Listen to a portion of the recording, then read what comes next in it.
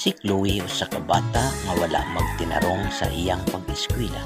Sa dihang nidako na siya, ningadto siya og Amerika aron sa pagbakasyon. Apan dili siya makaibaw mosulti og English. Busa binisaya ang iyang gigamit bisan didto na siya sa Amerika. Og unya, Ani dutaw jud sa Amerika uy, testing tugnawa. Daghan pag kayo gisno.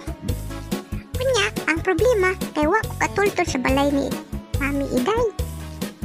Unsaon ang kiniro no? Nangutana ko kagani ha. Ang gitubag sa ako, what did you say man? Sa ato pa, dili to balay ni Mami Iday. Kaya ang tag-iya si what did you say man? Sige lang, makakita gani kong tao. Mangutana na usap ko. May tao, maabot ka ron. Ay maabot nga tao, ako ni pangutana. May buntag, sir. Kangkin siya ng bahay diha sa unhan, sir. What did you say? Ako na, kang what did you say lang diha po. Hastang datuag yun ay ni what did you say no?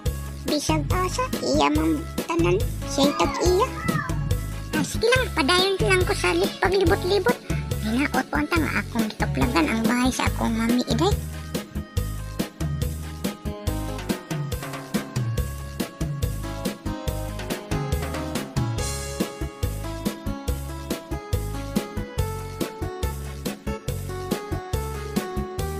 Uy, dunay tao, panguntana na usab ko. Apan, yun na ra. Murag na ay tao sa iyang luyo. Murag na disgrasya. Mangutana ko kung naunsa na siya. Sir, naunsa man na siya, sir. What did you say? Aw na, patay na gyud si what did you say? Kaanugon sa iyang mga kayamanan. Patay na si what did you say?